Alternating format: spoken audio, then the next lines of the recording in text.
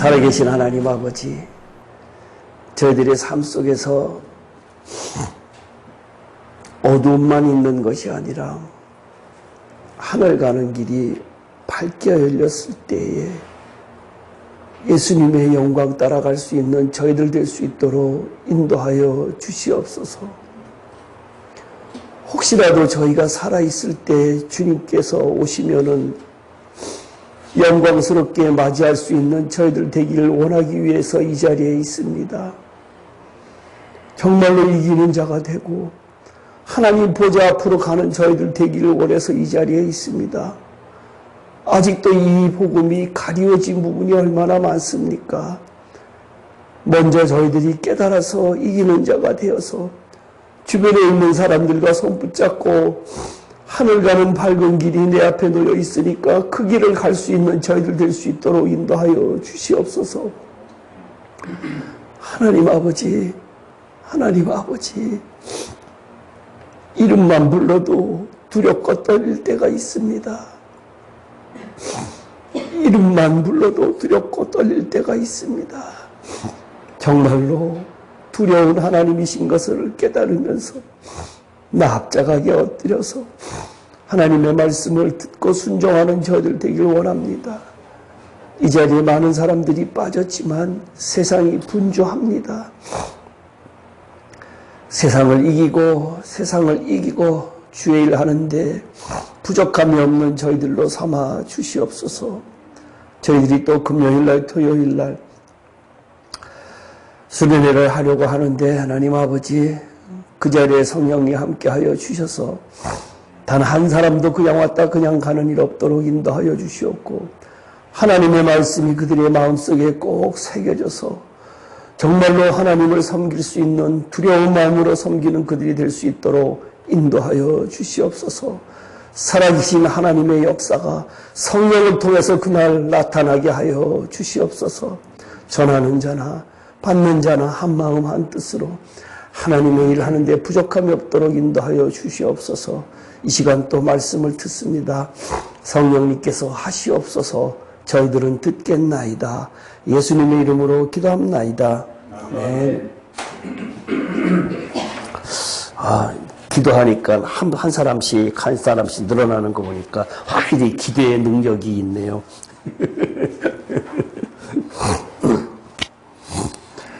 7장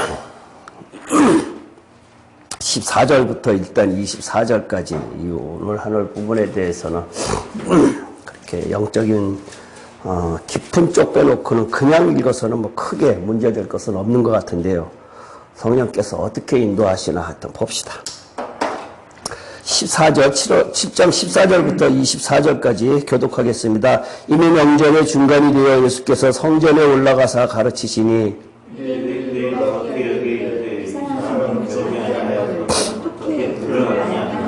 예수께서 대답하여 이르시되 내 교훈은 내 것이 아니요 나를 보내신 이의 것이니라.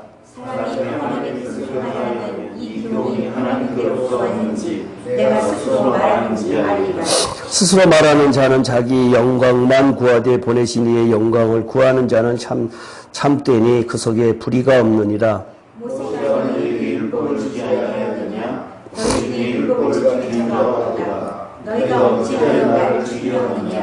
무리가 대답하되 당신은 귀신이 들렸도다. 누가 당신을 죽이려 하나이까? 예수께서 대답하여 이르시되 내가 한 가지 일을 하면 너희가 나로 말미암아 이상히 여기는구나. 모세가 너희에게 할례를 행했으니 그러나 할례는 모세에게서 난 것이 아니요 조상들에게서 난 것이라. 그러므로 너희가 안식일에도 사람에게 할례를 행하느니라. 모세에게도 범하지 아니하고 사람의 안식일에 할례를 일이 있거든. 내가 안식일에 사람의 전신을 건져내게 한 것으로 너희가 내게 노여하느냐?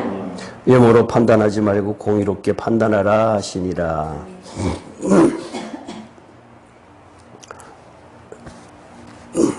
요한복음은 몽땅 다 생명에 관한 내용이다라고 말씀을 여러 번 드렸습니다.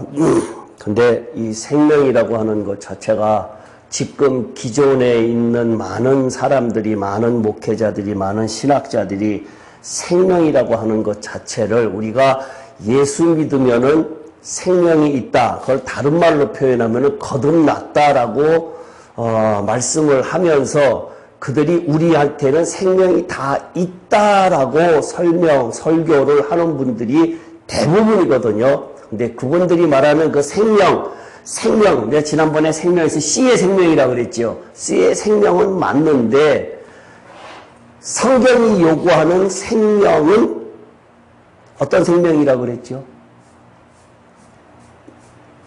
네? 장성한 분량까지 자라나는 생명. 우리가 예수님을 닮아간다 그랬는데요. 예수님을 비슷하게 닮아갈 수는 있지만 예수님처럼 될 수는 없지요. 결코 없어요. 그러니까 단어 쓰는 것도 조금은 조심해야 될 것 같다라는 생각이 들고요.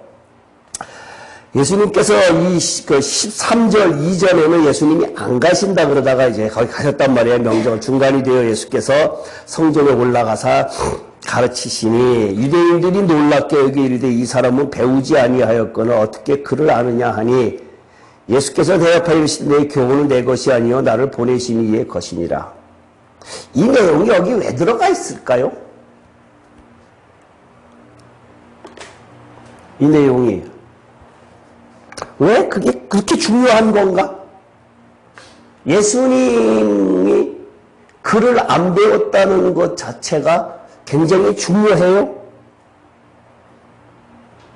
왜? 박 집사님, 네. 이 내용 읽으면 아무 의미 없는 것 같지요? 네. 성경 읽는 것을 지금 성경 읽을 때 어떠한 생각을 가지고 읽으라고 하는 의미거든요. 그러니까 예수님 배우지 않았다. 그게 그렇게 중요한 건 아니잖아요. 우리한테. 예수님이 신의 아들인데 신이신데 굳이 그걸 갖다가 여기 내용에 집어넣었다라고 하는 의미가 뭘까요?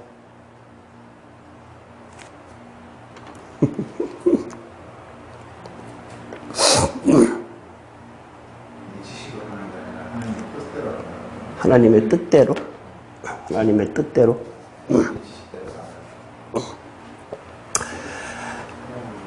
강 집사님 도저히 감이 안 잡혀요? 내가 하나님으로부터 보냄을 받았다라고 하는 걸 별 감동을 못 주네요. 별 감동을 못 주네요.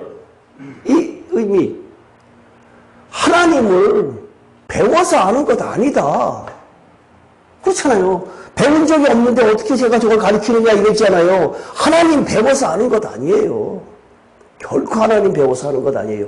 한 몇 년 전에 우리 최 집사님하고 한참을 말 갖고 옥신각신한 적이 있었어요. 신학이냐, 신학을 무시한다 어쩌나 이래갖고는 막 그런 적이 있었는데 그때도 제가 똑같은 이야기 했어요. 하나님이 요구하시는 것이 신학이 아니라 신앙이다.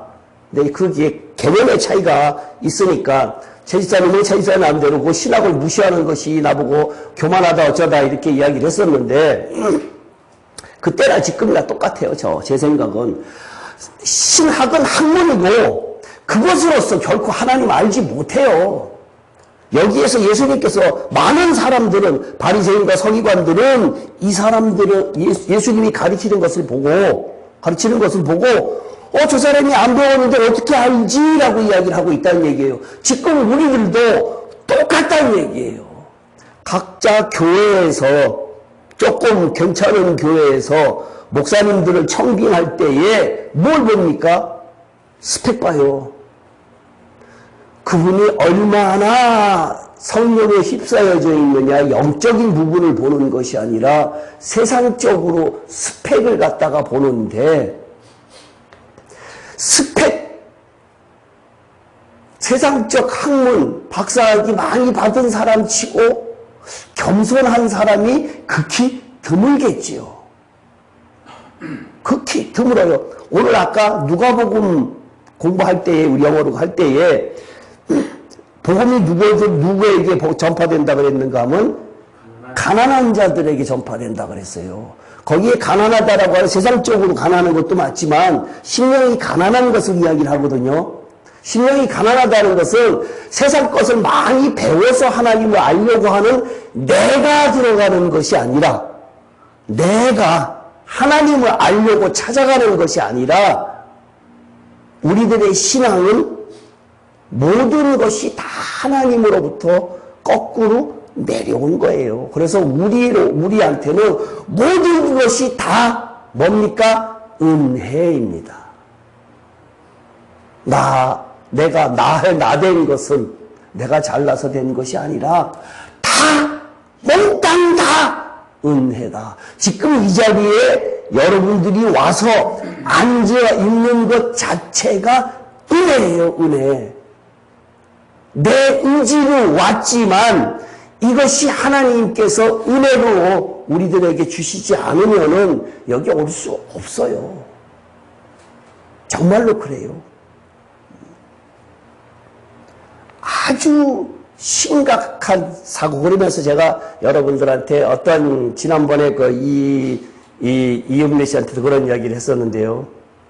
제가 여러분 똑같은 그런 이야기 많이 했어요. 우리가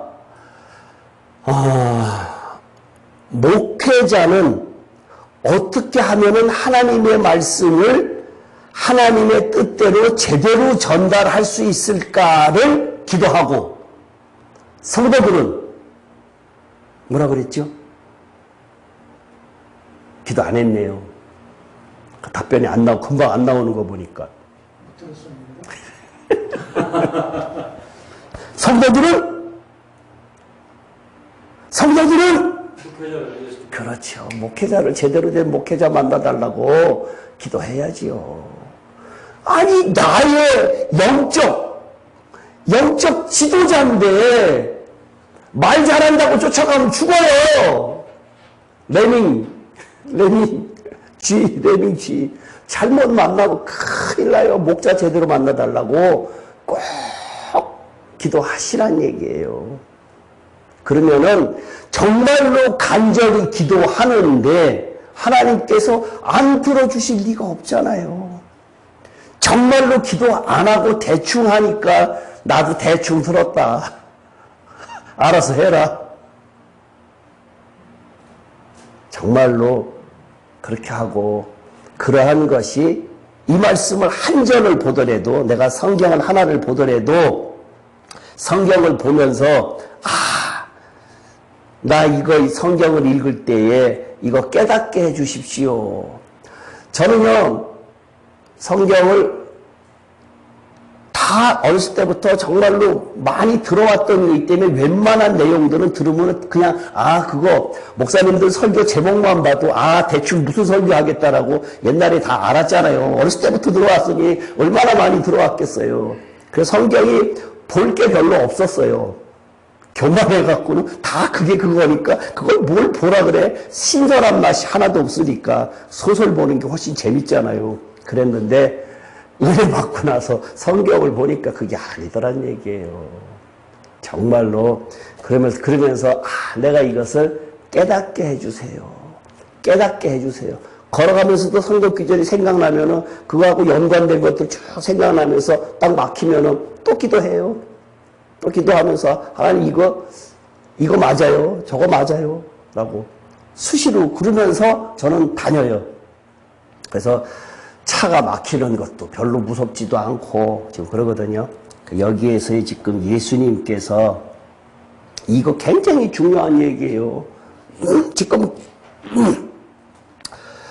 대형교회 목사님들, 유명하다고 하는 큰 교회 목사님들 다 문제가 있잖아요. 몽땅 다 논문에서 문제가 있고 문제 많잖아요.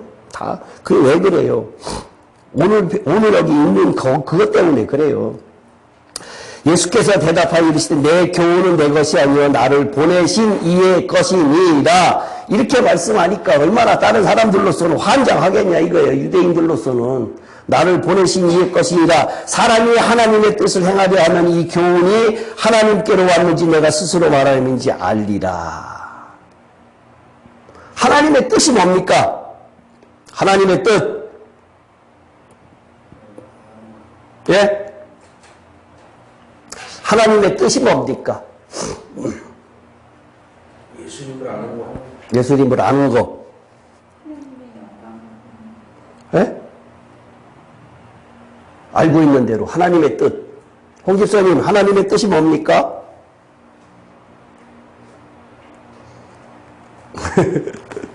데살로니가 전서 4장 3절.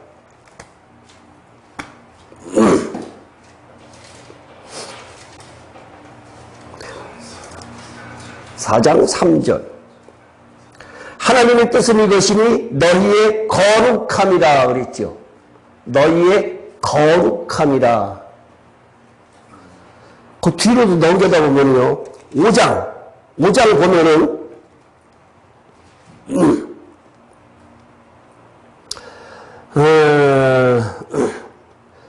항상 16절, 17절, 18절 보면 항상 기뻐하라, 쉬지 말고 기도하라, 범사에 감사하라. 이것이 그리스도 예수 안에서 너희를 향하신 하나님의 뜻이라. 이랬단 말이에요. 그러면 이제 하나님의 뜻이 뭡니까? 거룩하고 항상 기뻐하고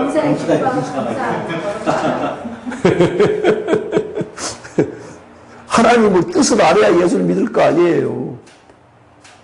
하나님의 뜻. 예?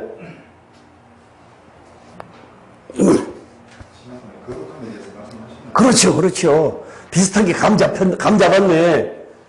하나님의 뜻은 우리로 하여금 어떻게 해요? 거룩하게. 그게 하나님의 뜻이에요. 거룩하게. 한마디로 요약을 하면은 하나님의 뜻은 우리를 거룩하게 하시려고 해요. 왜?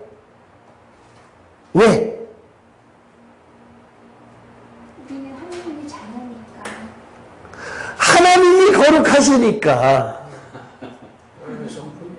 하나님이 거룩하시니까 우리가 거룩해지지 않으면은 하나님의 자녀가 될 수가 없지요.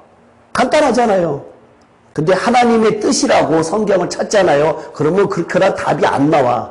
이것저것 다 찾아봐도 수십 개를 찾아봐도 안 나와요. 그냥 하나님의 뜻이 정말로 광범위하게 쓰여져 있거든요. 근데 거룩해지려고 하면은 어떻게 해야 되느냐라고 하는 것이 아까 5장 16, 17 뭐였지요? 쉬지 말고 기도하라. 예. 범사에 감사하라. 예. 그 다음에 항상 기뻐하라. 예. 그 다음에 성령을 소멸하지 말고 아니요.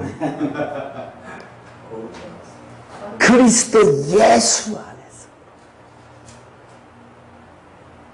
그죠? 예. 그리스도 예수 안에서. 그리스도 예수 안이라고 하는 것이 뭐였지요? 예?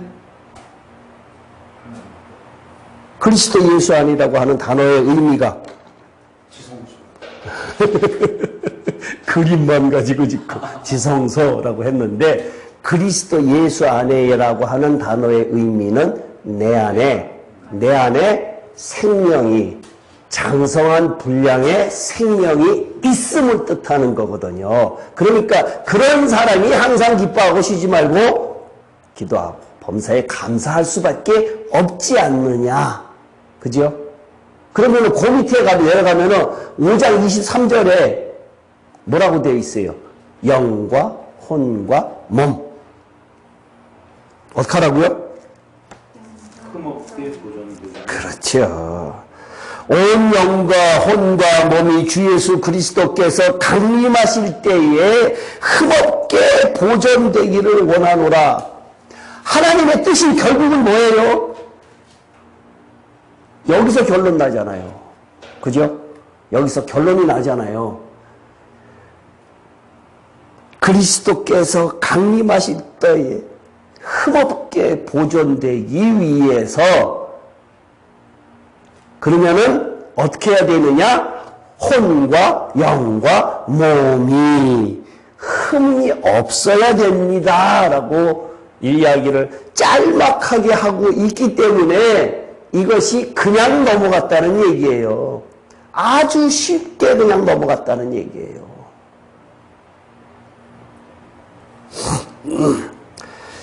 다시 7장으로 넘어올게요. 하나님의 뜻을 행하려 하면 이 교훈이 하나님께로 왔는지 내가 스스로 말함인지 아리라. 하나님의 뜻을 행하지 않으면 안 되지요. 뭐 성경에는 지켜야 된다, 행해야 된다라고 하는 말이 아주 많지요.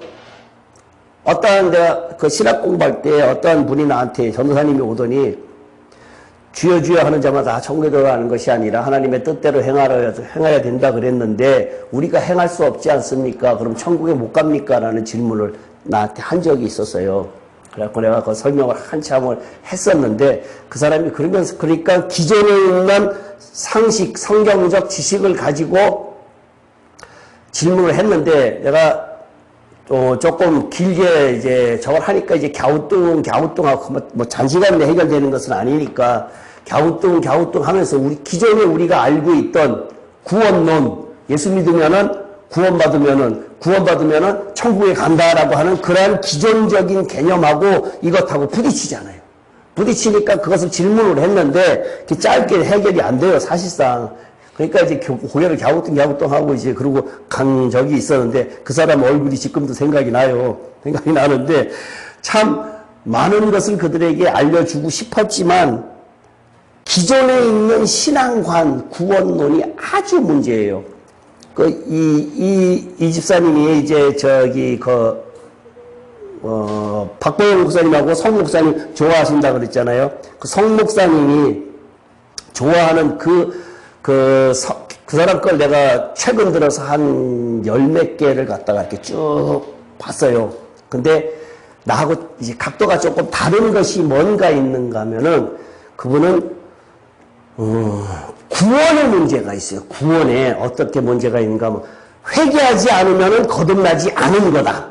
회개하는 삶을 살지 않으면은 거듭나지 않은 사람이기 때문에 그 사람은 구원받지 못한 사람이다. 그렇기 때문에 그 사람은 천국 못 간다. 이렇게 이야기를 한다는 얘기예요. 그러니까 약간 우리하고 많이 좀 틀리잖아요. 그러면은 기존에 있는 다른 것들하고 부딪히는 게 구원론에서 칼빈이 이야기하는 구원론의 기초가 그 사람하고는 안 맞아요. 성경적 기초가. 그렇게 갖고 있어. 무슨 말 뜻인지 알겠죠? 예. 칼빈이 이야기하는 그 구원론의 일부는 맞다는 얘기예요. 일부가 틀린 것이 아닌데 그것이 전체가 아니라 영이었다라고 하는 부분이기 때문에 이제 그랬었는데 그 성목사님이 그 부분에 대해서 그렇게 이야기를 하면은 구원 자체가 로마서라든가 여러 성경에서 부딪혀서 안 맞는 부분들이 있다라는 얘기예요. 그러니까 그러한 것들이 조금 뭐 더 많이 들어봐야겠지만 내가 한 10몇 개 들은 것에 대해서는 그러한 것들이 계속 부딪히더라고요. 나한테는. 그런 게 좀 있었어요. 그 다음에 우리 데살로니가 건병호 한 절 읽고요.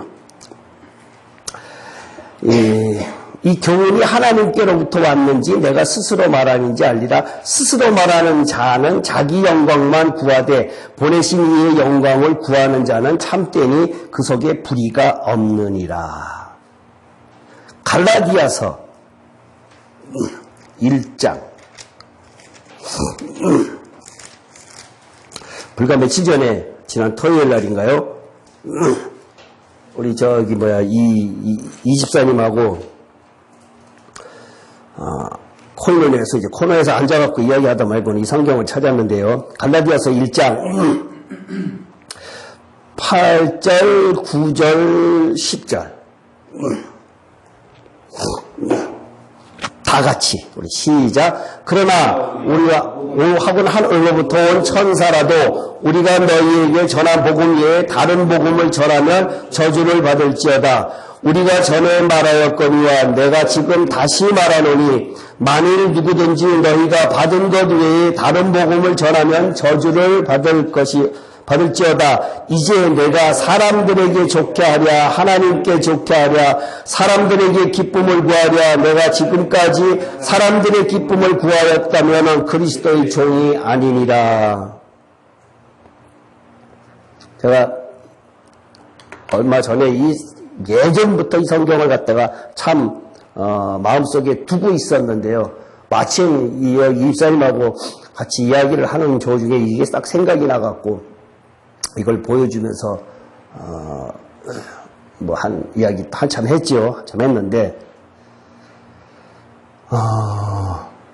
예수님께서 지금 바리새인들하고 유대인들 서기관들이 예수님을 어떻게 하면 올감해서 그 사람을 십자가에 못 박으려고 지금 계획을 하고 있단 말이에요. 어떻게 하면 죽일까라고 했는데 그러한 장면들을 알면서도 예수님께서 아직 때가 안 됐기 때문에 아직은 아니다라는 것을 아시면서 계속 전진을 하시거든요.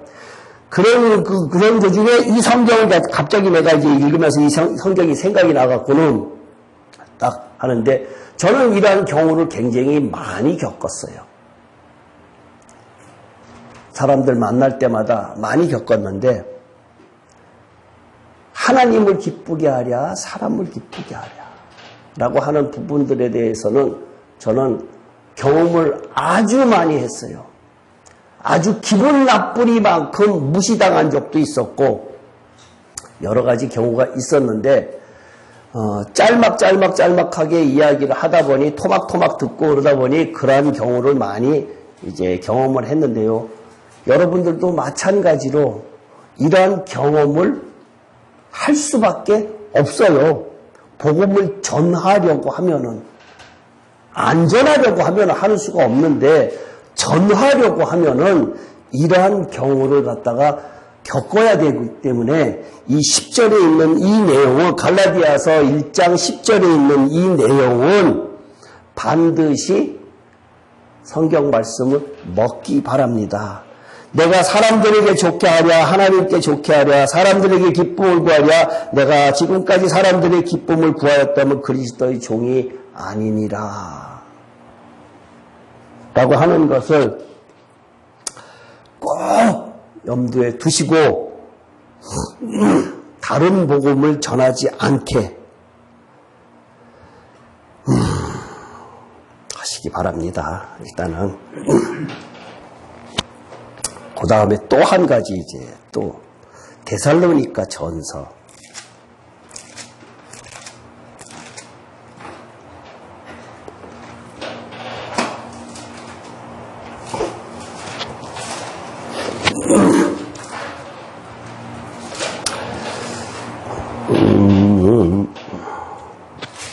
13절 데살로니가 전서 2장 13절 이러므로 우리가 하나님께 끊임없이 감사함은 너희가 우리에게 들은 바 하나님의 말씀을 받을 때 사람의 말로 받지 아니하고 하나님의 말씀으로 받으니 진실로 그러하다 이 말씀이 또한 너희 믿는 자 가운데에서 역사하시느니라. 말씀을 전할 때요 이 말씀이 저 사람한테 내가 저 사람한테 말씀을 전할 때 이해시키려고 하면은 안 돼요. 이해시키려 하지 말고 어떻게 해야 돼요? 네? 박 집사님이 주변에 있는 사람들에게 이 말씀을 꼭 전해주고 싶어요. 그래갖고는 말씀을 전하고 있는데 어떻게 전해야 돼요? 그 사람들이 안 받아줘요. 그럼 어떻게 해야 돼요?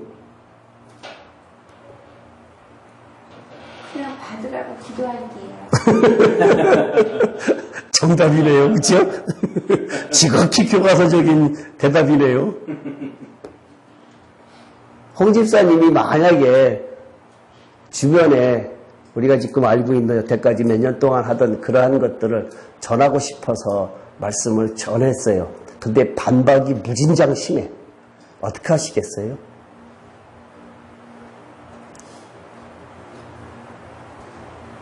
기도하면서 또 나보다 신앙이 높은 사람한테 조금 혼나겠죠? 설교를 했죠. 저는 저 사람들 들어올 때 내 기준을 떠나서 내가 부족하니까, 믿음이 부족하니까, 당신들이 가서 다르고 편을 좀 해달라. 조력제 목사님. 복음을 전할 때에 내가 그 사람을 설득시키려고 하면은 안 돼요. 설득이 안 돼요. 신앙의 교만은요, 아무도 못 말려. 신앙의 말씀에 대한 교만함 있죠. 나 조금 알아. 뭐라고 하는 사람들 있죠. 요만큼도 안 들어가요. 아주 많이 경험했어요. 그래서 신앙의 교만 아주 커요. 말씀에 대한 교만. 특히 목사, 교육자들, 성경 꽤나 읽었다고 하는 사람들, 신학 공부한 사람들, 이런 사람들이 아주 골치 아파. 그래, 나도 너만큼 알아. 내가 너보다 더 많이 알아. 이런 식이기 때문에 다른 사람 말을 요만큼도 안 들으려고 해요. 굉장히 많이 느꼈어요. 이렇게 대화를 하다 보면은, 그런 게 벌써 딱 느껴지잖아요. 그러면 이제 내가 질문하죠. 목사를 빼놓고는 질문하죠. 성경 얼마나 봤습니까? 그러면, 볼 만큼 봤어요. 나도 볼 만큼 봤어요. 이렇게 이제 교만한 듯한 가거든요. 그러면 이제, 볼 만큼 보였어요. 라고 하면서 이제 질문을 하지요. 질문을 하기 시작을 하면은 대답하는 사람들이 거의 없지요. 사실상. 제가 질문하는 그 유형들이 몇 개 있는데 가장 쉽게 대답 못하는 것. 예수님의 첫마디하고 죄사함의 문제. 회개하고 죄사함의 문제하고 같으냐 다르냐. 그 문제, 회개하라 천국이 가까웠느니라라는 질문을 갖다가 그거 하면서 그거 하고 그 다음에 예수님의 3년 반 후에 죄사함하고 두 개를 놓고 3년 반 후에 죄를 다 사해준다 그랬는데 왜 예수님의 첫 마디가 회개하라고 합니까? 그건 그 신이 아니지요. 3년 반 후에 일도 못 맞추는데 라고 하면서 회개 못하면 천국 못 간다는 이야기를 그렇게 하신 것 같은데 그 회개하고 죄사함하고 같은 겁니까? 다른 겁니까? 성경 읽으셨다 그러니까 아주 예수님의 첫마디 아주 쉬운 것부터 질문할게요 라고 하는데 그게 아주 어려운 거예요. 아주 어려운 거예요. 근데 전도하는 사람의 전도가 아니고 전도하는 사람들의 삶의 행함을 보고 따르는 거예요. 그 사람이 굉장히 개팍하게 살았다든지 이런 아무리 말씀을 좋게 해도 네. 전도가 안 되는 거죠. 그렇죠. 그거는 뭐 행함이 없는 믿음은 죽은 거다 그랬으니까 그거는 내가 은혜가 확실히 받은 것이 내가 확실하다 그러면은 은혜라고 하는 단어에 예전에 제가 처음에는 그런 그 은혜라고 하는 단어에 풀이를 많이 했었는데 은혜라고 하는 단어의 의미가 뭐라고 그랬는가 하면은 성경적 노아 때 그거 말고 내 안에 들어와 계신 하나님을 아니면 그리스도를 아니면 성령을 내가 나타내고 표현하는 것이 은혜다 이랬거든요. 그러니까 은혜 받은 사람은 첫 번째 내 안에 그리스도가 들어와 계시고 두 번째 삶 속에서 나타날 수밖에 없다는 얘기죠. 그러니까 성 목사님의 표현에 의하면은 그 사람은 구원받지 않은 사람이다 이렇게 이야기할 수밖에 없다는 얘기예요. 그분이 설교를 한다라고 하는 거 과정을 갖다가 다 설명을 못하더라고요. 항상 결과만 놓고 이야기를 하니까 이제 그러는데요. 그렇게 나의 삶 속에서 내가 그 은혜라고 하는 그 단어를 갖다가 뭐라고 설명을 처음에 했었는가 하면은 조금 전에 그거 말고 노아의 사건을 놓고 이야기했잖아요. 그러면 당신 은혜 받았습니까? 라고 하면은 누구나가 다 은혜 받았다라고 하는데 그 은혜의 의미가 뭡니까? 라고 그러면 거저 받은 것 이외에는 아무것도 설명할 게 없더란 얘기예요. 근데 노아는 은혜를 입었더라라고 하는 것이 노아가 입은 은혜가 뭡니까? 라고 했을 때 사망에서 건진받은 거거든요. 그러면 박 집사님이 사망에서 건진받았는데 얼마나 영원한 사망에서 건짐을 받았는데 이게 그냥 가만히 있을 일은 아니지 않느냐 이거예요. 내가 정말로 느껴지면은 자다가도 춤을 출 일 아니에요. 내가 아까 하늘간을 밝은 길이 찬양하면은 그런다 그랬잖아요. 너무나 그 찬양이 좋아서 5번, 6번, 7번, 8번 부르면서 막 울면서 다니고 그랬는데 그러한 그 은혜의 체험이 그때 당시에 그렇다는 얘기예요. 그러니까 그런 것들이 가만히 있지 못하지요. 가만히 있지 못하지요.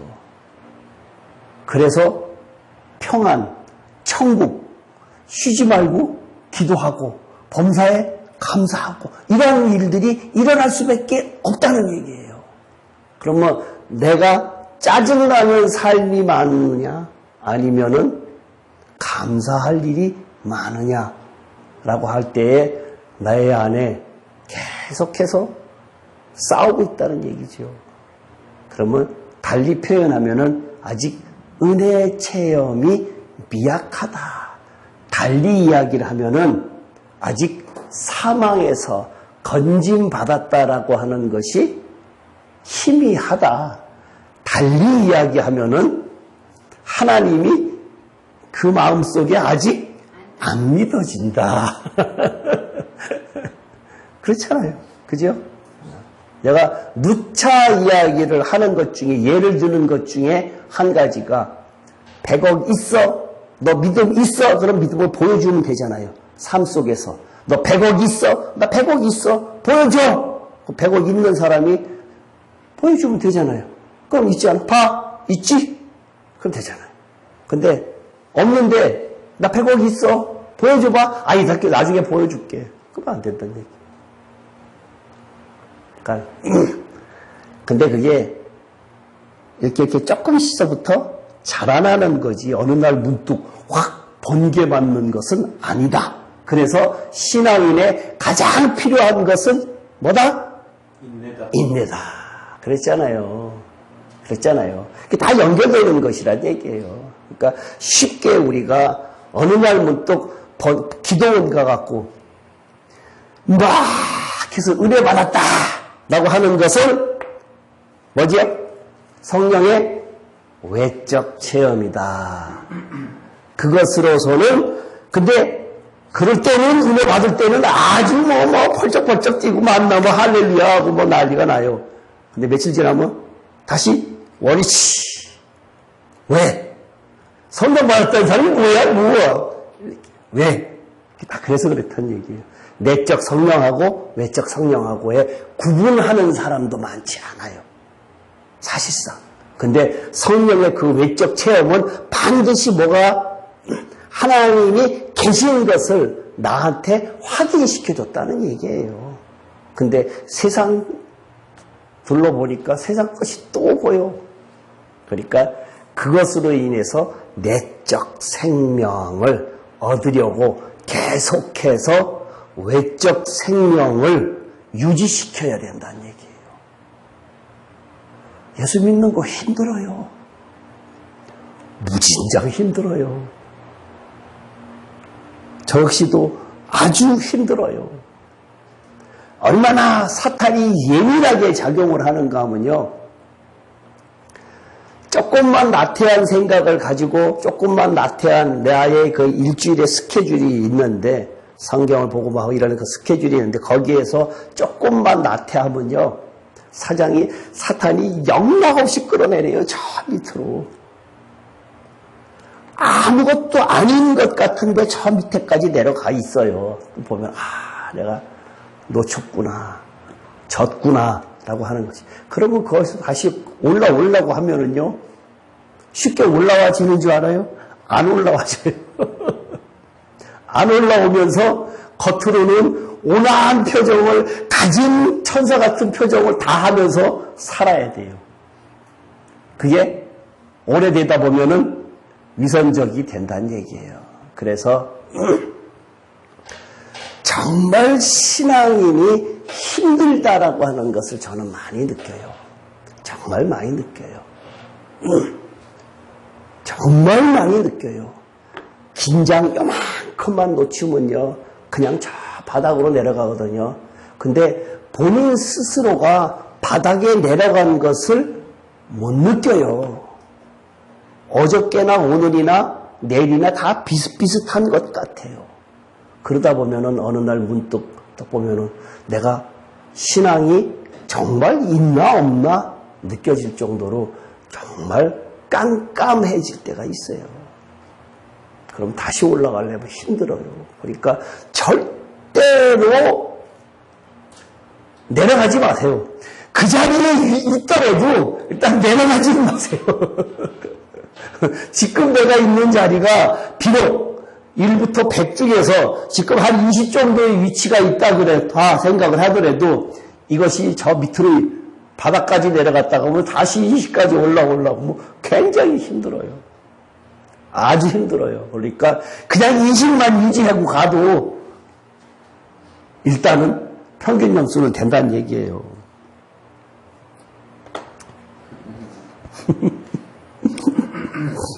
다 내가 경험에서 나오는 이야기니까 그렇게 아세요. 그 다음에요. 데살로니가 후서 한번 볼까요? 후서 이것도요. 많이 저거 하는 성경 중에 하나인데 데살로니가 후서 1장 8절 우리 다 같이 한번 크게 1장 8절 사였어요. 데살로니가 후서 1장 8절 시작. 하나님을 모르는 자들과 우리 주 예수의 복음에 복종하지 않는 자들에게 형벌을 내리시리니 하나님을 모르는 자들하고 예수의 복음에 복종하지 않는 자들 같은 형벌이에요? 다른 형벌이에요? 다른 형벌? 근데 분명히 형벌은 형벌이죠. 하나님 편에서 볼 때는 같은 형벌, 그러니까 형벌의 종류는 달라도 다른데 여기에서의 이 지금 이 내용에서 볼 때에는 어떤 면으로 보면 같이 취급이 돼요.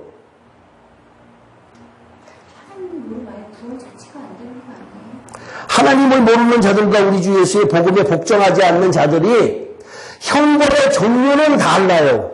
형벌의 종류는 완전히 다른데 형벌은 둘 다 있어요. 근데 많은 사람들이 내가 복종치도 않으면서 나는 상급 조금 받으면 되지 이렇게 생각을 하고 있다는 얘기예요. 형벌인데. 형벌. 강 집사님, 형벌 맞죠? 예? 복음에 순종하지 않는 자들 형벌이에요. 형벌. 복음에 순종한다는 것 자체도 쉽지 않잖아요. 근데 지금 이렇게 하는데 제가 이번에 그 수련회 가서 로마서에 대한 이야기를 말씀을 갖다 압축해갖고 지금 하려고 하고 있는데 거기에 대해서 몇 시간 해야 될지 내가 모르겠어요. 정말 감이 안 잡혀. 이게 2시간에 끝내야 될지 4시간을 해야 될지 밤을 새서 해야 될지 내가 도저히 감이 안 잡혀요. 그날 따라서 하여튼 그때 따라서 일단 8시부터 시작 7시 반부터 찬양을 하고 그 다음에 8시부터 시작을 이제 하려고 하는데요. 고집사님 그때 오후에 늦게라도 걸로 오세요. 5시까지 오후에 올 수 있다고 그랬으니까 5시까지 음식점으로 오시면 돼요. 에? 5시까지 오세요. 음식점으로. 그 다음에 쉬잖아.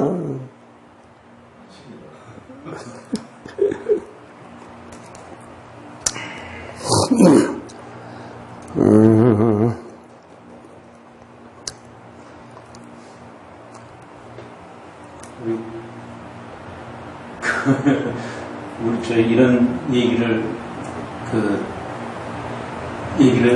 하니까 우리 그 애가 하나님 너무 무서운 거 아니냐? 무섭지요. 두려운 하나님. 당연하죠. 믿는 게 왜 이렇게 힘들게 하게 꼭 사람을 그렇게 해야 되냐?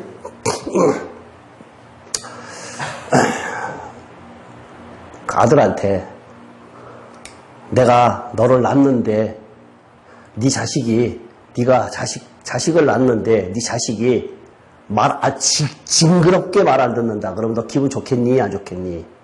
라고 했을 때 그러니까 어느 정도 그냥 순종하고 어느 정도 이렇게 좀 따라가고 하면서 살면 그냥 좀 실수하고 뭐 좀 제대로 안 해도 좀 봐주시지. 너무 심하신 거 아니냐? 근데 그거는 제가 느낀 거거든요. 지금 아드님이 그렇게 느낀다는 거는 자기가 자기 죄를 한다는 뜻이거든요. 죄가 없다고 생각하면 무섭지 않고요. 경찰도 앞에 있으면 죄 짓지 않는 사람은 무서워하지 않거든. 근데 하나님의 말씀을 좀 알면서 자기가 하나님 말씀 가운데서 살지 못한다는 걸 자기 자신이 느낌이 왔기 때문에 하나님이 무섭다는 거예요. 계시록을 두려움과 무서움, 심판 이쪽으로 보기 시작을 하면은 그걸 가지고 이단으로 빠질 가능성이 많아요. 이단들이 그렇게 행동을 많이 하거든요. 근데 이것을 그렇게 보는 것이 아니라 어떻게 봐야 된다고요? 상속자의 개념으로 봐야 된다는 얘기죠. 상속자의 개념. 내가 너한테 이 모든 우주 만물을 다 너한테 상속을 해주려고 하는데 조건이 있다. 라고 하는 거예요. 그냥 다 물려주는 것이 아니라 네가 이것을 이 전 우주 만물을 운영할 수 있는 능력이 있느냐 없느냐는 반드시 검증도 해야 되고 그러한 과정을 다 겪어야 되지 그렇지 않고는 내가 너한테 줄 수 없다. 그렇지 않고 그렇게 된 사람은 나는 필요 없다. 라는 것을 갖다가 개념했을 때는 영원히 이 세상에 여기에 짧게 있는 정말로 영원 중에서 지금 전만한 요 순간 우리 나그네 길이라고 하는 요 순간에 잘하고 준비를 잘하면은 영원히 하나님의 자녀로서의 상속자로서의 복을 누릴 텐데 왜 그 영원한 것하고 요만한 것하고 비교를 자꾸 하느냐라고 할 수 있지 않느냐 이거예요. 근데 우리는 그 영원이라고 하는 개념이 너무나 크니까 비교가 할 수가 없잖아요. 그러니까 자꾸만 요 조그만 것, 우리의 삶을 잠시 잠깐 가는 이 삶만 쳐다보고 있다는 얘기예요. 우리 삶이 안 믿는 사람도 옛날에 최준식의 하숙생 있죠. 처음에 시작 어떻게 하지요? 그지요? 너무 이렇게 꺾지 마시고. 그러니까 안 믿는 사람도 나그네 길이라 그러잖아요. 우리는 여기에 장막생활이라 그러고 안개와 같다 그러고 이슬과 같다 그러고 하여튼 그렇게 우리를 성경 속에서 표현을 하고 있잖아요. 그런 개념이 지금 저는 그 의미를 알겠어요. 사실상 성경의 그 의미를 저는 하나님께서 정말 우리들에게 요구하시는 것, 그 사랑, 그것을 알겠어요. 그 의미를 알겠어요. 근데 그렇게 자꾸 질문을 하는 사람들은 전부 다 네거티브한 쪽만 봤다는 얘기예요. 그런 쪽만. 보니까 그렇다는 얘기죠. 근데 아까 다시 처음으로, 오늘 시작회 처음으로 돌아가면은 뭐가 문제가 있는가 하면은 처음에 시작할 때 뭐라 그랬죠? 지금? 오늘? 예. 하나님을 아는 것이 학문으로 아는 것 아니다 그랬잖아요. 나의 이성으로 아는 것 아니에요. 나의 이성으로 하나님 알 수 없어요. 어떻게 합니까? 이집사님, 네. 하나님 어떻게 알아요?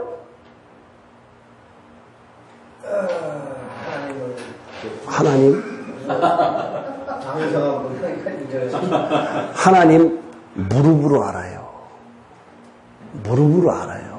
무릎으로 꿇지 않고는 하나님 알 길이 없어요. 아무리 성경 많이 봐봐요. 알 길 없어요. 그러니까 의문 나는 거 맞아요. 근데 하나님을 내 머리로서 저도 제 주변에 있는 사람들, 제 일가 친척들 그렇다 그랬잖아요. 목사부터 시작을 해갖고 정말 많거든요.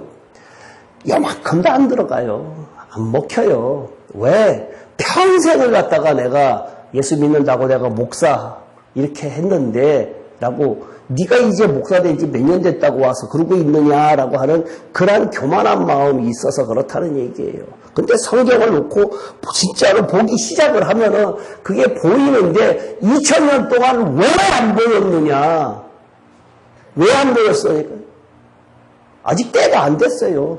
예수님께서 여기 계속 때가 나오는데 뒤에도 보면요. 아직 때가 안 됐다라고 하는데요.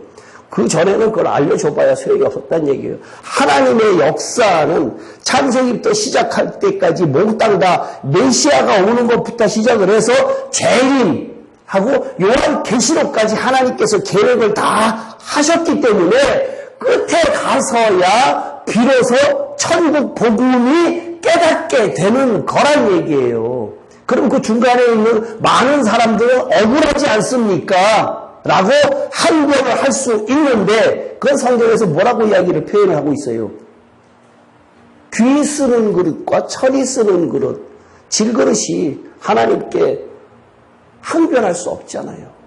그렇기 때문에 너는 몇 월 며칠 날 태어나라, 너는 몇 월 며칠 날 태어나라라고 하는 그 부분에 대해서는 하나님의 역할이지 신의 역할이지 우리 애가 항변할 수 있는 건 아니란 얘기예요. 그러면 그때 당시에 중간에 있던 사람들은 그러면 이것을 전혀 모르는 사람들은 어떻게 됩니까? 라고 질문을 할 수 있는데 그 사람들의 그 삶의 현장에서 얼마큼 하나님을 사모했느냐. 구약시대의 다윗 같은 사람들, 그때 당시에 에녹 같은 사람들 다 있잖아요. 그 사람들은 이것을 끝 종말을 모르는데도 하나님과 동행하였다라고 하는 그러한 하나님의 의인이라고 칭함받는 사람이 있다는 얘기예요. 그 사람들은 왜 그랬을까요? 정말로 하나님을 두려워하면서 사모하는 그러한 마음이 있었기 때문에 그때 당시에 의인들이 다 있다는 얘기예요. 그 나름대로 그 사람들의 구원이 있는데 그 사람들이 안 되는 것은 뭐가 안 되느냐? 천열매성되는 안 된다는 얘기예요. 신부가 되는 것은 안 된다. 이기는 자가 되는 것은 되는데 신부가 되는 것은 안 된다는 얘기예요. 천열매성대. 무슨 말인지는 아시죠? 예? 예. 천열매성도는 그 사람들은 못 된다는 얘기예요. 왜? 살아있지 않으니. 그렇죠. 예수님 재림시에 살아있어야 된다는 얘기예요. 그러니까 우리의 신앙은 내일 예수님이 오신다라고 하는 그 신앙, 내가 그때 당시에 살아있지 않으면 천열매 성도는 안 되지만 뭐는 됩니까? 이기는 자는 된다는 얘기예요. 그러니까 역할이 다르다 뿐이다 얘기예요. 다 역할이 다른 것이지 하나님께 쓰임받는 것은 마찬가지다라는 얘기예요. 그러니까 뭐가 돼야 돼요? 신부 돼야 돼요. 그죠? 이기는 자가 돼야 되고요. 나는 결혼했는데 신부는 무슨 신부야? 라고 하는 것이 아니라 예수님과 결혼하는 거예요. 그리스도와 결혼하는 거예요. 그리스도와 결혼한다. 아까 연합한다 그랬더니 아까 느닷없이 최 집사님이 사라 이야기를 해갖고 사라가 왜 교회야? 이렇게 얘기하고 그랬었는데 그는 예배소서를 갖다가 언제 한번 할 때 또 한번 쫙 할 기회가 있을 것 같아요. 예배소가 전체적인 그 교회론에 관해서는 일반적인 교회론이 아니라 성경에서 하나님께서 이야기하시고자 하는 우리가 그리스도의 몸 되는 교회론에서는 예배소서가 꼭 필요하겠다라는 생각이 들었어요.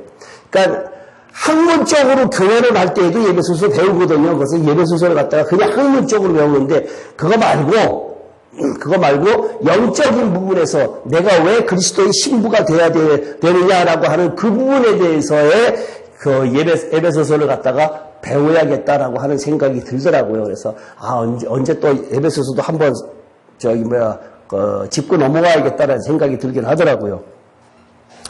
그러고 보니까 할 게 너무 많아.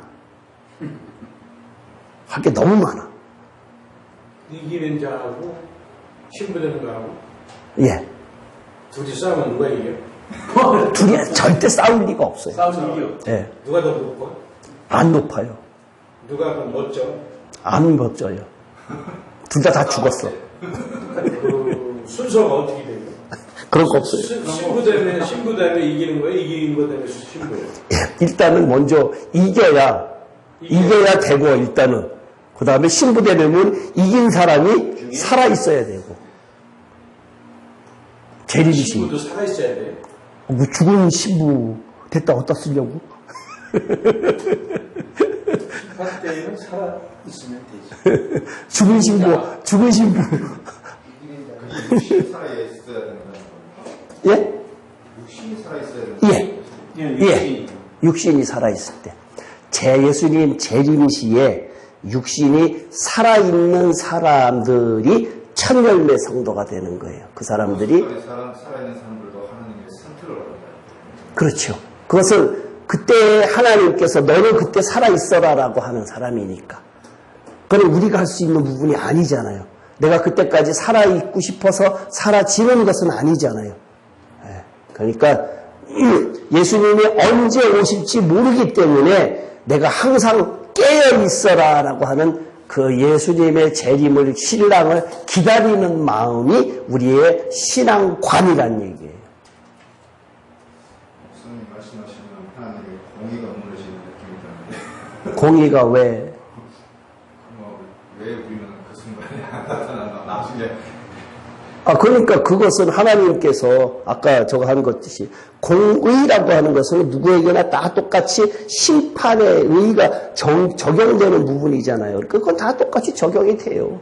근데 이 신부에 관한 부분, 그 다음에 살아있을 때 죽은 사람들에 대한 이기는 자, 그 다음에 순교자, 이런 사람들은 특별히 하나님께서 정말 평생을 순교자적 삶을 산 사람, 그 다음에 진짜로 순교한 사람, 이 사람들은 미리 하나님 보좌 앞으로 올라가잖아요.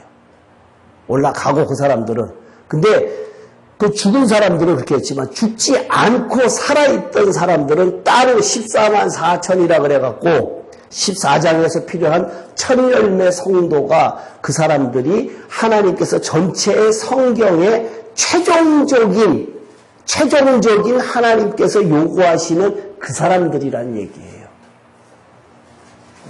그것은 우리가 할 수 있는 부분은 그냥 순종하면서 이기는 순교자의 삶을 살 수 있는 사람밖에 없어요. 그럼 난 그거 말고 딴 거 하지 뭐. 난 도저히 그건 안 되겠다라고 하면은 차선책을 하잖아요. 그죠? 최 집사님이 그런 요령 잘 피더라고요. 그거 말고 뭐, 또 다른 거 뭐, 이렇게, 안 될 것 같으니까, 정말 안 될 것 같으니까, 어떻게 이것도 좋고 저것도 좋고, 저렇게 하다가 되면 안 될까. 근데 그 사람에 대해서는 반드시 그 남겨진 죄에 대해서는 없이 하지 못한 것에 대한 것은 반드시 아까 뭐라 그랬어요? 순종하지 않은 사람에게 받는 형벌이 있다는 얘기예요. 형벌이. 그 형벌이라고 하는 것은 그렇게 쉽게 될 만한 것은 아니란 얘기죠. 쉽게 우리가 이길 만한 형벌이 아니란 얘기죠. 엄청난 거예요. 그리고 데살로니가 후서 아까 1장 8절에 형벌을 내리신다고 했는데 복음에 복종하지 않는 자들은 형벌을 받는 거는 맞는 것 같은데 하나님을 모르는 자들에게도 형벌이 있다고 그랬어요. 예. 그러니까 그 부분에 대해서는 좀 갸우뚱하는 부분이 뭐 안 받는. 하나는 부모시고 하나는 지옥이죠. 그러니까 불못하고 지옥하고의 차이죠. 둘 다 형벌이라는 얘기예요. 그러니까 하나님을 모르는 자들은 하나님의 복음을 접해보지 못한 사람들을 다 포함할 텐데 그건 하나님을 모른다라고 하는 것이 접해보지 못하는 사람도 있지만 접했는데도 알려고 안 한 사람들, 그런 사람 그래, 그 사람들은 모르는 거잖아요. 그러니까 하나님을 안다라고 하는 개념, 하나님을 모른다라고 하는 개념이 굉장히 지금 광범위하잖아요. 사실상. 예, 예. 그러니까 여기에서의 하나님을 모르는 자들하고 그다음에 복음에 순종하지 않는 자들이라고 했을 때에 그냥 하나님 모르는 자들을 그냥 제껴놓고 그 왜 내가 그걸 갖다 관여하려고 그래요? 관여가 아니라 하나님을 이름을 접해보지 못한 사람들에게는 그 하나님 소관이에요. 하나님 소관이기 때문에 굳이 내가 하나님을 모르는 자들까지 신경 써서 형벌 안 받게끔 하려고 신경 쓰지 마시고. 근데 그게 하나님 소관이라고 전적으로 하나님 편으로 맡길 수 없는 게 예. 내가 한 시대에 태어나서 미 전도 정도에게 내 발로 떼어서 하는 선교의 사명을 감당 못했기 때문에 동시대에 사는 사람들이 내가 게으름핑계에 대한 그 벌을 받아야 되지 않나? 구원론에 대한 개념이 지금 약해서 그래요. 그래요? 예. 구원론의 개념은 그리고 내가 부지런히 그 선교 활동을 하지 않은 것에 대한 책임은 묻지 않으시나? 그렇죠. 그건 내가 할 수 있는데 안 하는 것하고 할 수 없어서 못하는 거하고 다르다는 얘기예요. 할 수 있었는데 내 옆에 바로 옆에 있는데 이 복음을 전해야 될 사람이 있었는데 내가 안 전하는 것에 대한 것은 책임이 있지요. 분명히 그 책임이 있죠. 그랬는데 그것이 아니라 멀리 가서 전해야 되는 것은 내가 지금 못 가니까 못 전한 것은 내 책임이 아니란 얘기죠. 내가 할 수 있었는데 내가 애를 썼는데 내 주변에 있는 사람들, 일가 친척들, 형제들 이런 사람들에게 내가 알고 있는 이 복음을 전해야 된다는 얘기예요. 전하는 것이 내 책임이고 그 다음에 자라나고 믿게 하고 이것은 내 책임이 아니란 얘기예요. 하나님의 구원이 그 사람들에게 미쳤느냐 안 미쳤느냐 그것은 하나님 소관이기 때문에 나는 전해야 될 책임은 있다는 얘기예요. 근데 그 누가복음 12장에 보면은 많이 받은 자에게 많이 묻겠다 그랬어요. 많이 아는 자에게 많이 묻겠다 그랬거든요. 그러니까 여러분들은 지금 남들보다 알았어요. 지옥이라는 개념을. 그렇기 때문에 남들보다 그 건에 대해서는 반드시 책임이 있다라는 얘기예요. 반드시 있다는 얘기예요, 이것은.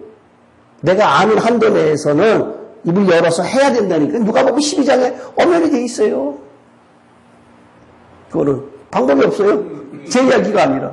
이해도라는 것도 예. 한 학교에 따져도 1등부터 20등까지 나오는데 네, 그러니까 내가 20등이면 머리 나쁜 것이 그게 내 책임인가? 아니요, 그건 아니죠. 그 머리 나쁜 그 상태로 하라는 얘기예요. 누가 너보고 누가 머리 좋은 거 흉내내라 그랬냐? 아니란 얘기예요. 달란트가 한 달란트만 남기면 돼요. 왜 누가 너보고 3달란트 남기라 그랬냐? 1달란트 갖고 5달란트 남기란 얘기 아니란 얘기예요. 근데 그 1달란트 내가 너 준 거 내가 아는데 그 1달란트를 숨겨놨어요. 그러면 그걸 묻겠다는 얘기예요. 그러니까 왜 자꾸만 다른 사람 걸고 넘어가지 말고 내가 지금 달란트 가지는 것이 하나냐 둘이냐 셋이냐 그거 갖고 내가 지금 최선을 다하고 있느냐 안 하고 있느냐 그것만 따지시면 돼요. 그거 알기도 쉽지 않을 텐데. 아니 알려줘요. 어떻게 알려? 하다 보면 알려줘요. 뭐하면? 하다 보면 하나님께서 알려준다고. 가만히 갖고 있으면은 나중에 악하고 배우는 종아라고 한다고요. 왜 1달러 들어갔다가 은행에 남겨놨으면 은행 이자라도 받을 텐데 왜 땅 밑에 숨겨놨느냐 그러잖아요. 근데 목사님 5달란트가 있는데 3개만 쓰고 2개 안 써도 이게 하나님이 꾸짖으시는데 내가 5달란트 받았는지 내가 모르는 경우가 있어요. 최선 충성된 종아. 내가 지금 가지고 있는 내가 지금 여건에서 정말로 시간을 쪼개가면서 복음에 하나님의 말씀에 순종하면서 살려고 했느냐 아니면은 하나님의 일이 뒷전으로 밀려나고 죄송한 이야기지만 연극이 우선이었느냐 이렇게 했을 때에 성극이에요. 성극이 우선이었느냐 그랬을 때에 그러니까 하나님 편에서 보실 때에 그렇다는 얘기예요. 자꾸만 그거에 내가 3달러, 5달러 받은 거 모르잖아요. 그러니까 탤런트적 내가 갖고 있는 그 탤런트를 갖고 자꾸만 모른다라고 생각을 하고 있는데 달리 표현할게요. 충성되게 했느냐, 다른 집 쳤느냐, 운동장에서 상 받으려고 앞만 보고 달려갔느냐, 그걸 보겠다는 얘기예요. 근데 자꾸 사람들이 느끼는 게 말씀을 전하는 거에 대해서 자꾸 억압이 되는 것 같아요. 지금 말씀하시는 것들 보면 우리가 갖고 있는 달란트는 말씀을 가지고 말씀만 전하는 게 아니라 그럴 거 좀 다 목표를 해야 돼요. 근데 달란트 자체는 말씀만 가지고 사는 게 아니라 내 삶 속에서 그리스도의 그 마음과 그 말씀 속에서 내가 생활하는 것만 해도 달란트를 묻어주지 않는다고 보고요. 말씀만 가지고 막 어디 다니고 전하고 막 이것이 달란트를 이용하는 것 같은데 그런 달란트를 이야기하는 것이 아니라 다시 이야기할게요. 구약에서 구약에 하는 의미 한마디로 뭐라 그랬죠? 율법? 다른 말로 율법이 주는 의미를 순종이라 그랬죠. 그 다음에 신약에서 주는 의미 십자가라 그랬죠. 십자가가 뭐예요? 죽는 거죠. 죽는 거죠. 그게 최종적인 달란트예요. 죽는 거. 내가 얼마큼 죽었느냐, 내 삶 속에서 내가 죽었느냐라는 것이 죽고 나면 하나님께서 그 죽은 것 갖고 사용하시겠다라고 하는 것은 그 다 차선이고 그 다음 이야기고. 그걸 이해하다가 지금 토론하는 데 있어가지고 만난 사람들 다 보면 내가 전도사가 돼야 돼. 그러니까 자꾸만 가진 걸 이렇게 이야기하는데 크게 따져. 크게 성경이 나한테 요구하는 것이 무엇을 이야기하고 있느냐? 순종과 그 순종에 따른 십자가다. 이거예요. 성경이 이야기하고자 하는 거죠. 다른 거 아무것도 없어요. 그 나머지 것들은 다 거기에서 가지치기에서 파생된 거예요. 그것을 설명하기 위해서 워낙 다양하고 워낙 사람 생긴 게 다르고 다 다르다 보니까 거기에 파생된 것이 66권으로 쪼개진 것 뿐이고 그 쪼개진 것 중에 내가 어느 것이 있느냐 근데 결국은 올라가고냐 그러면은 성경이 이야기하고자 하는 것은 십자가라고 하는 것은 고난 환난 이것보다는 죽었다. 내 삶 속에서 얼마나 죽었느냐를 이야기한다는 얘기예요. 왜 죽었느냐라고 이야기하면은 왜 죽어야 되느냐라고 하면은 죽어야지만 이삭을 낳기 때문에 죽지 않고는 부활이 안 되기 때문에 죽지 않고는 생명을 줄 수가 없기 때문에 천국에 생명을 줄 수 없기 때문에 왜? 이 육신의 생명 갖고는 안 되잖아요. 그것을 하겠다는 것이 성경이 그냥 간단하게 따지면 딱 그거예요. 아주 쉽지요. 네, 아주 쉬워요. 그러니까 성경 전체를 놓고 봤으면은 그냥 말씀대로 그냥 무조건 그냥 순종하면 된다. 순종하고 나는 내가 죽을 수 없으니까 죽는 방법이 어떻게 해야 되느냐? 베드로전서 1장 22절이 죽는 방법이에요.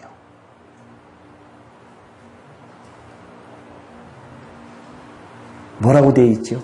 오늘 하려고 하는 거 하나도 못했는데. 네? 베드로전서 1장 22절.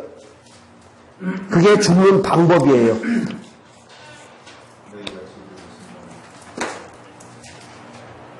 다 같이 우리 크게 하고 마칩시다. 너희가 진리를 순종함으로 너희 영혼을 깨끗하게 하여 거짓이 없이 의로운 사랑에 이르렀으니 마음으로 뜨겁게 서로 살아가라. 마음에 깨끗해지려고 하면은 이라고 했거든요. 그러면 어떻게 해야 되느냐? 진리에 순종해야 되는데 거기에 원어에 보면은 성령으로라는 말이 한국말에는 빠지고 NIV에도 빠졌어요. through 킹제임스 버전은 through the spirit이 빠졌어요.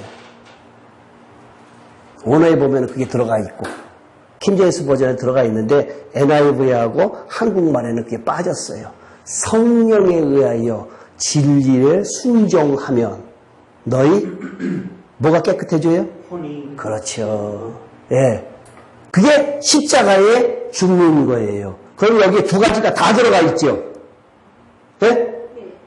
두 가지가 다 들어가 있죠. 순종과 예, 죽는 게 다 들어가 있죠. 예, 그게 그거예요. 그 방법은 복잡하지 않아요. 성경에서 방법 복잡하지 않아요. 내가 말씀대로 아까 박 집사님한테 빠른 시간 내에 성경을 갖다가 읽으십시오라고 이야기를 했는데 성경을 읽는 수밖에 없어요. 첫 출발은. 방법이 없어요. 다른 길이 없어요, 이거는. 그 건에 대해서는. 베드로서 1장 22절에 대해서는 다른 길이 없어요. 그거는 성경을 무조건적으로 읽는 수밖에 없어요. 일단은. 안 된다고 아까. 예? 무릎으로 해야 된다고 그러고 어떤 때는 무릎 강조해서 어떤 때는 읽으는 거 강조를 했다가 뭐가 진짜예요? 읽어도 안 된다면 무릎으로 하라. 읽다 보면 무릎으로 기도하기도 되겠죠. 깜깜하네요. 참 깜깜하네요. 읽는 거 안 돼야 무릎을 해야 돼야 하더라고. 그럼 내가 딱 집어서 이야기하면은 집사님은 둘 다 해. 성철 스님이지만 둘 다 해. 그게 다 됐다.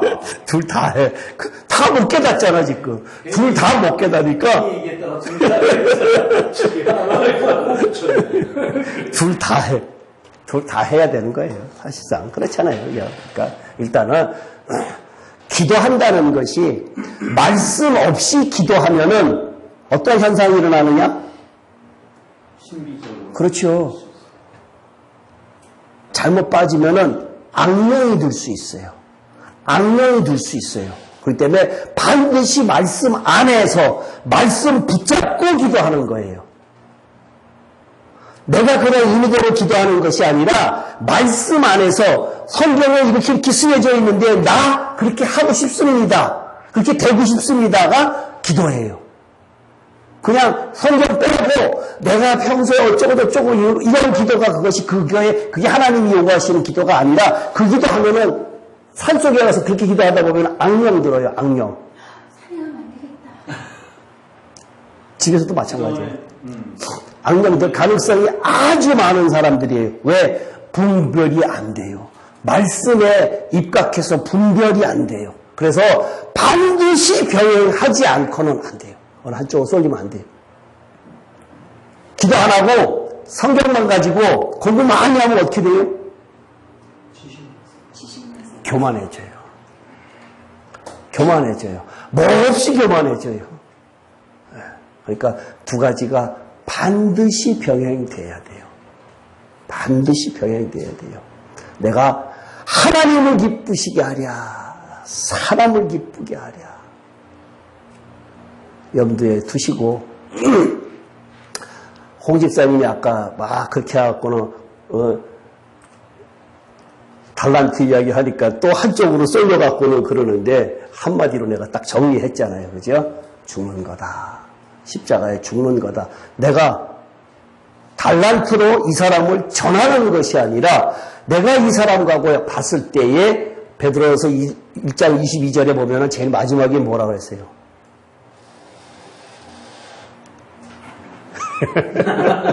사랑하라 그랬어요. 형제를 사랑하라 그랬어요. 주변에 있는 사람들 사랑하게 된다는 얘기예요. 그 사랑이 뭐예요? 내가 죽었기 때문에. 사랑이 된다는 얘기예요.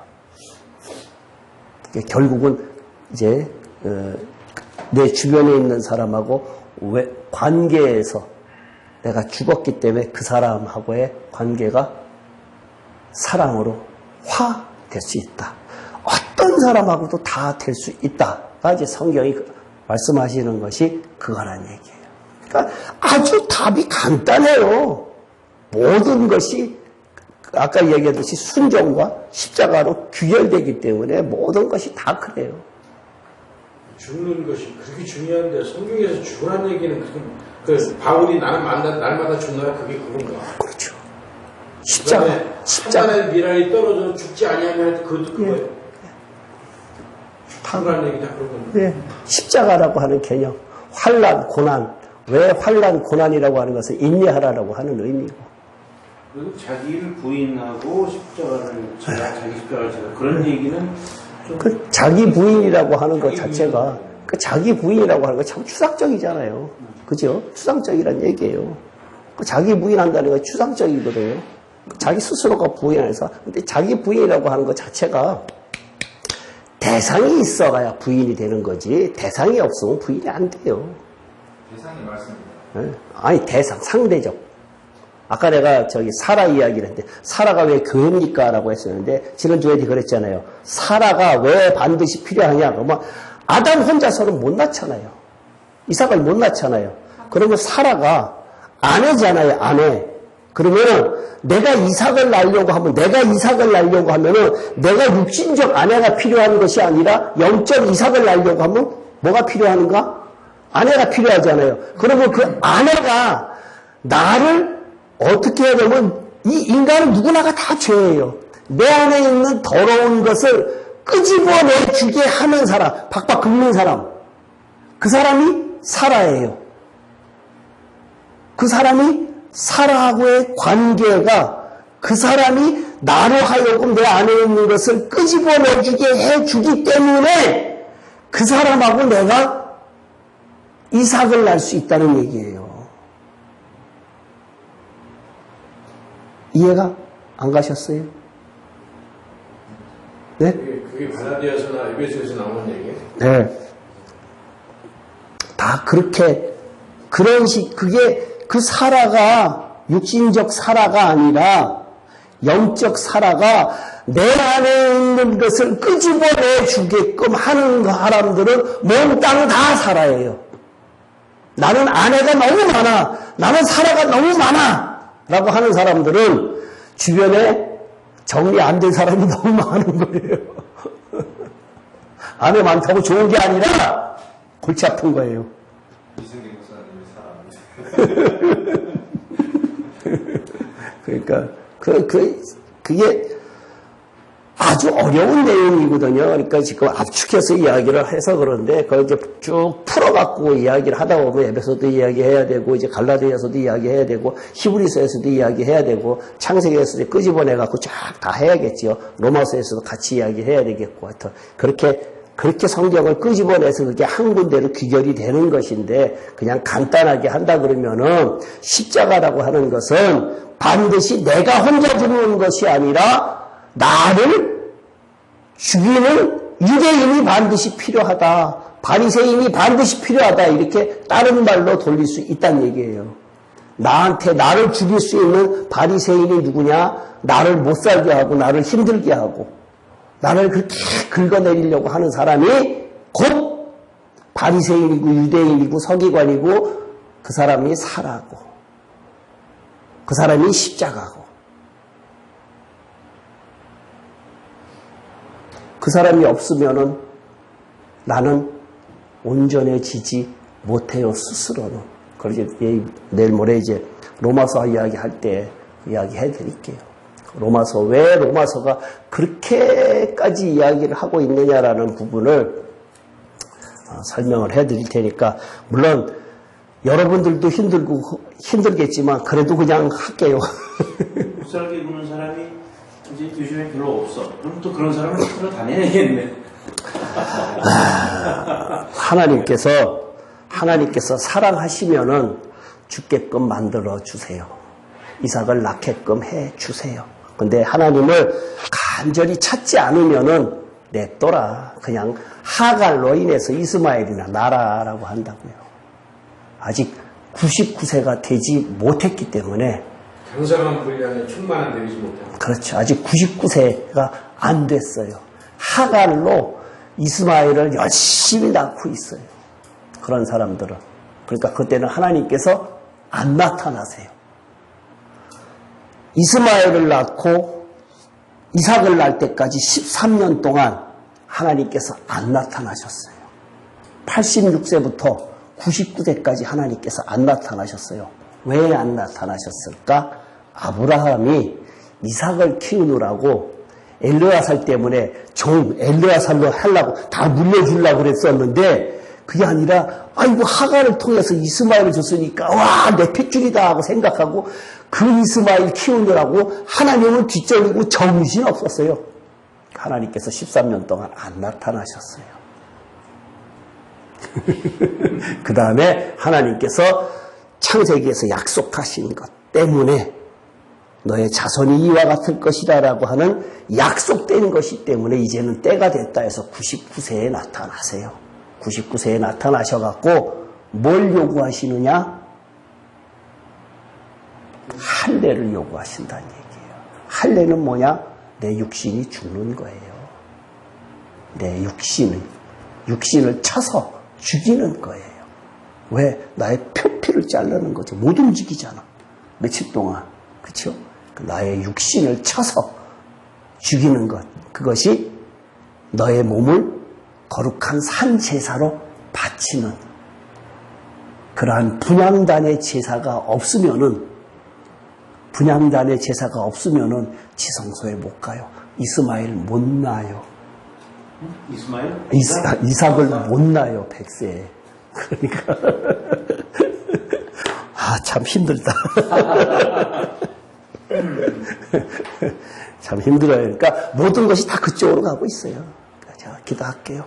살아계신 하나님 아버지, 저희들이 날마다 이스마엘을 낳았었는데 하나님께서 요구하시는 것은 이삭을 낳으라고 합니다. 저희들이 99세가 돼야 되는데 아직도 내가 힘이 있어. 내가 하고자 하는 것들이 얼마나 많습니까? 하나님이 안 나타나시는 것을 저희들이 그것을 깨달아 알 수 있도록 하여 주시옵소서. 나의 삶 속에서 빨리 99세가 되어서 하나님께서 나를 찾아오시리라고 그것을 굳게 믿을 수 있는 저희들 될 수 있도록 인도하여 주시옵소서. 이번 금요일날 토요일날 1박 2일 수련회도 주님께서 함께하여 주셔서 많은 사람들이 참여해서 많은 은혜가 있기를 원합니다. 하나님 꼭 같이 하여 주시옵소서. 예수님의 이름으로 기도합나이다. 아멘.